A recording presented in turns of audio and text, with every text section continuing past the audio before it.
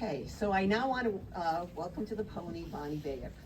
So as many of you know, Bonnie was not only Katrina's partner in life, she was also a dedicated leader here at Fairhaven Community Healthcare for more than 30 years. She was a women's health coordinator and later an administrator who helped shape programs and care that touched countless families. More recently, as we were building out the history wall in the new building, Bonnie came back to Fairhaven to help tell our story. She came repeatedly over the span of months, combing through literally thousands of photographs and documents that had been painstakingly saved by Katrina. Boxes and boxes and boxes. Bonnie helped us to identify faces, name events. She told the stories. She told your story. So it is now my true privilege to introduce someone who has carried our history and our mission for decades. Please join me in welcoming back, Bonnie Bayer.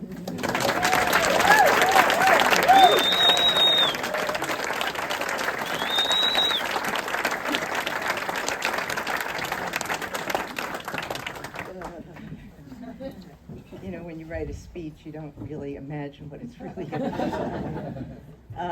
But, you know, when Katrina passed the baton to Sue Lagarde in 2013, she picked the right person. Sue picked it up with ease and has been running with it ever since, with all the fundraising skills that were necessary to keep Katrina's vision alive, to bring us first that magnificent building that you'll all get to visit, and now the renovation of this building in honor of Katrina. And so thank you, Sue, for your hard work. I also want to thank Maggie Moffett for all the time she has spent on this special historical timeline in the new building, for helping to make today happen, and for being my new friend and behind the scenes person. Maggie is something. Lastly, I want to thank the Fairhaven Community Health Center Board of Directors, especially Bill Marico, for his persistence in pursuing this project. Lastly, I look out and I see so many faces that I am just completely overwhelmed. The friends who loved Katrina as I did, and I thank you all for coming to honor her today. When I was hired to join the Fairhaven Community Health Clinic in 1974, I had no idea what I was getting myself into. All I knew was that this dynamic woman who spoke the most beautiful Spanish with a Colombian accent from her years in the Peace Corps was the director of a very special place, and that she was offering me the opportunity to work alongside her. Thus began our journey together. It turns out working alongside her was not just figurative, it was literal. Because we worked in the small space that was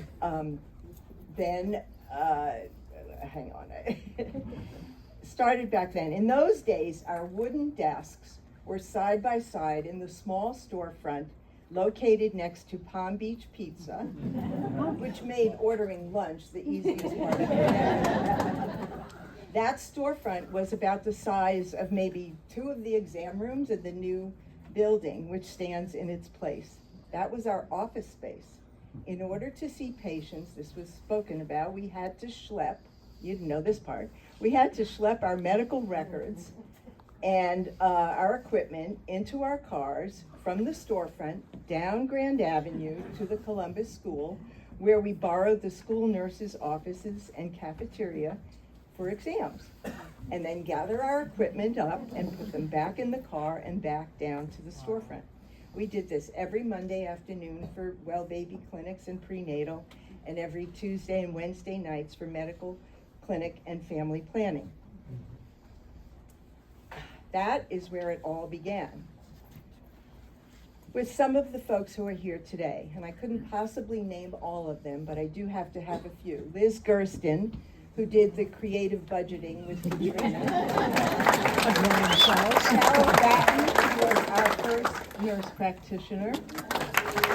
Outreach workers Maria Melendez and Mary DiStefano. Our business volunteer, Leslie Robinson. As well as Annie Bell Austin, Vera Sirio, Candy Jeanette, Alma Beck, and Julie Julia Ocasio. Imagine all of us, definitely. Imagine all of us, there, of course, we also had advice from our board of director, Marilyn Berlinski and Nina Adams in those days too. Imagine all of us trying to work together in that tiny space, trying to reach out to the community to let them know what FHCHC was and what we had to offer. Trying to fulfill Katrina's vision of bringing quality, affordable health care to the Fairhaven community.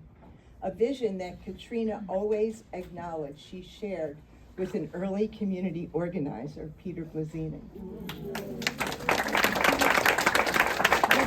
With that in mind, you can imagine and probably can tell how excited we were to obtain the Porto Funeral Parlor here at 374 Grand, with its pink flocked wallpaper and fake stained glass windows. This building meant we could house our administration and clinical services in one location.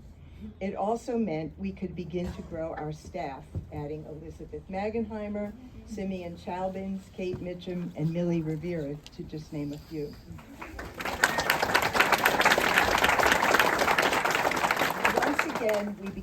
Once we began seeing patients in our new home, Katrina created a culture where staff would not just be part of a team, but part of a family where every member had a voice.